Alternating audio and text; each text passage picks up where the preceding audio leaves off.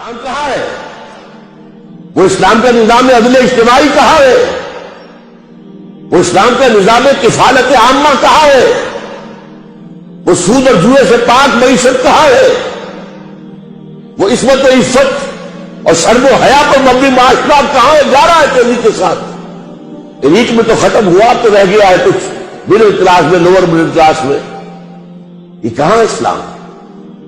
جو اسلام ہمارے پاس ہے وہ تو بھارت میں بھی ہے، ظاہر بات ہے، نمازیں وہاں بھی ہے، مسجدیں وہاں بھی ہے، حج کی فلائٹس وہاں بھی جاتی ہے، وہ کیا کمی ہوا اس اسلام میں جو ہمارے پاس ہے؟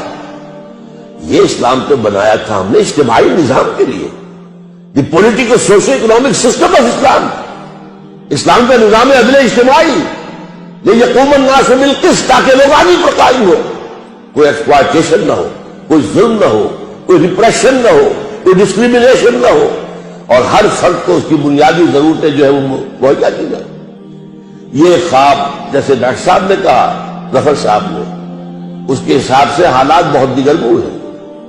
پروفیسر مرزا مظفر صاحب نے آپ کا دل بنانے کی کوشش کی ہے، لیکن واقعہ یہ ہے کہ اس وقت معاملہ کیا ہے؟ مجھے انہوں نے اشعار پڑھے تھے، تیری بربادیوں کے مشورے ہیں آسمانوں میں، وہ ایک آسمان تو وہ ہے، 7 آسمان، ایک آسمان دنیا کا ہے، وہ امریکہ بہادر ہے، آج وہ آسمان ہے، دی سول سپریم پاور آن ارتھ، وہ تلا ہوا ہے۔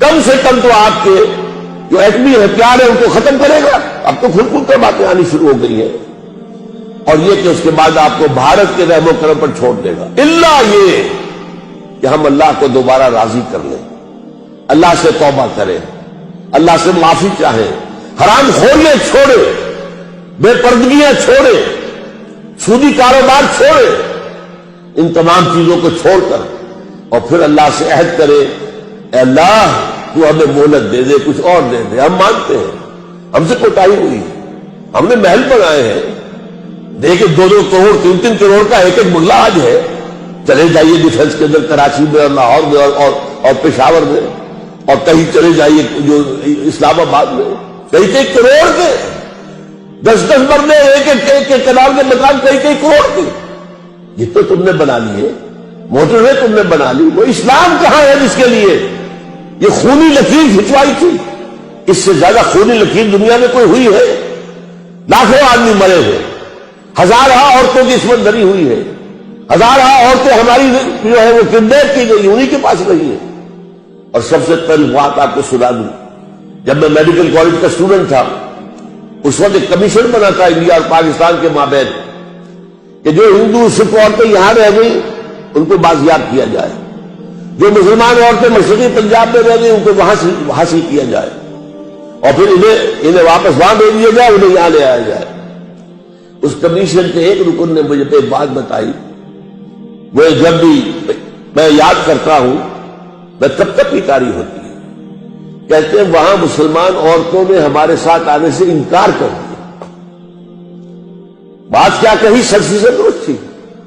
اب آئے ہمیں لینے کے لیے، جب ہمارے 2-3 بچے ہو گئے ہیں، اور نمبر 2 تمہارے ہاں ہمیں قبول کون کرے گا؟ کون ہم کو شادی پسند کرے گا؟ تو مسلمان عورتوں نے آنے سے انکار کیا۔ آپ اندازہ کیجیے، یہ مسلمان خواتین محمد کی بیٹیاں ہیں صلی اللہ علیہ وسلم، لیکن اس قیمت پر ہم نے پاکستان لیا۔ کیوں لیا تھا؟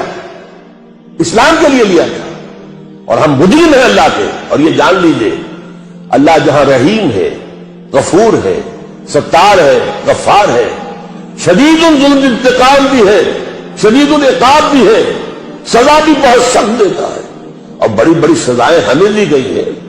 کیا اس پاڑیا میں اسلام ختم نہیں ہوا؟ جہاں 8 سے برس حکومت کی تھی، ایک بچہ باقی نہیں رہا، یہ ساری سزائیں ہم پر بھی آئی ہیں۔ کیا 1 کروڑ کے لگ بھگ تاتاریوں نے قتل نہیں کیے تھے مسلمان؟